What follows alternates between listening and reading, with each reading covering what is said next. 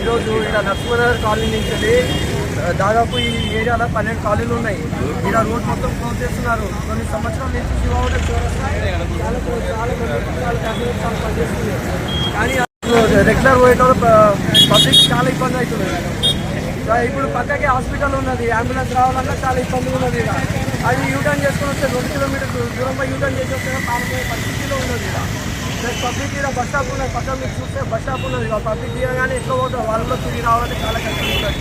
కావున దయచేసి పబ్లిక్ తరఫున మేము అందరూ బాగుపడుతున్నాం కాబట్టి మీరు అధికారులు దృష్టిలో తీసుకుపోయి ఇది ఒక నిర్మాణాన్ని ఆపాలని కోరుతున్నాము. ఈ హోటల్ సర్కిల్ ఓపెన్ చేయాలని కోరుకుంటున్నాము. శివ హోటల్ ఓపెన్ చేసి బంద్ చేసి అది క్లోజ్ చేయాలి. అంటే మీ దృష్టిలో శివ హోటల్ చౌరస్తాని క్లోజ్ చేసింది, అది ఓపెన్ చేసిన తర్వాతనే అశ్రిత హాస్పిటల్లో ఉన్న రోడ్ని క్లోజ్ చేయాలని మీరు కోరుతున్నారు. అంటే అది ఓపెన్ అయితేనే ఇది క్లోజ్. మీ పేరు సార్?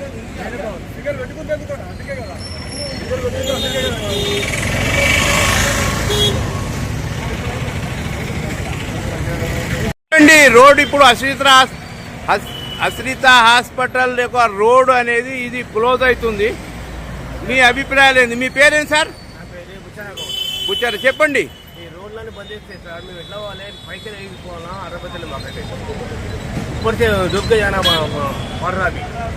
అంటే మీరు రోడ్ క్లోజ్ చేయొద్దు అంటున్నారు. రోడ్ బంద్ చేయొద్దు సార్. రోడ్ బంద్ చేయొద్దు, అందరికి మంచిగా ఉంటుంది.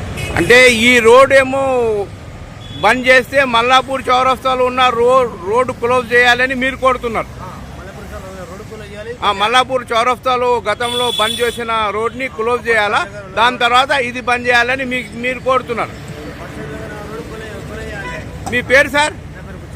బుచ్చారా. ఎక్కడ ఉంటారు మీరు? మీరుపేటలో. నాకు చాలా ప్రాబ్లం అవుతుంది తిరిగిపోవాలంటే. అందరికీ ప్రాబ్లం అవుతుంది సార్. రోజు తిరిగిపోవాలంటే చాలా బాగా అవుతుంది సార్. అర్జెంట్ హాస్పిటల్ పోవాలన్నా కానీ ఆడికెళ్ళి మరణాలు సార్. ఆడికి అంటే అశ్రిత హాస్పిటల్ పోవాలన్నా కూడా మల్లాపూర్ మీరుపేట స్థానికులకు కూడా ఇబ్బంది.